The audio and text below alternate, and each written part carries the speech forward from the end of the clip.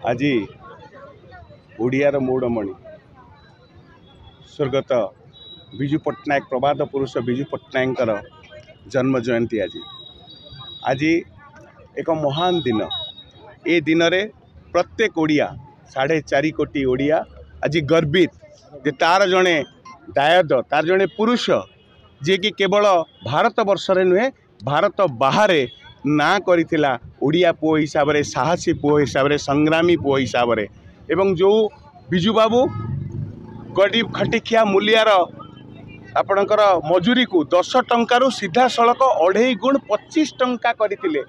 सेतेबेलर पंजीपति सेतेबेल बड़ बड़िया समस्त विरोध करुला बेले बिजू बाबू कहते जे मो गरीब जो दिन हसिब से दिन मो ओडिया हसिब।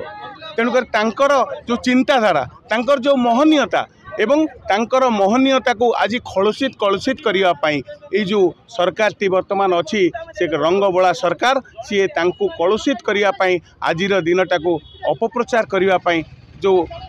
भाई कुचक्रांत करुच्ची। तेणुक मुझे दृढ़ भाव में निंदा करुचे जे बिजू बाबू भाया लोक बिजू बाबू भाया व्यक्तित्व स्वाधीनता संग्रामी देशपाई बहुत किसी बलिदान देइथिबा बिजू बाबू को आपण मानक माध्यम आज दिन में भारत सरकार को मोर अपील जे तांको भारत रत्न दिया जाऊ।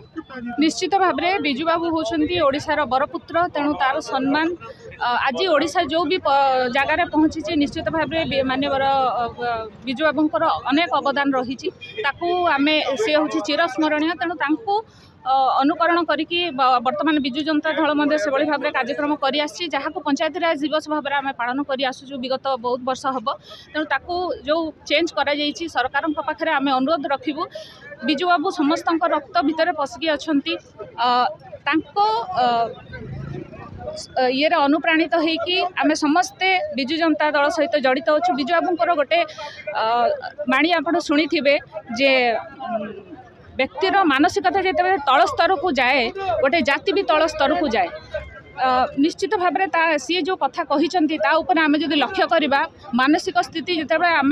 टे ब्रॉड माइंडेड होगा उच्च स्तर आम चिंताधारा रखा निश्चित भाव में आम आग को बढ़ी पार। तेणु समस्त बिजु जनता दल परिवार तरफ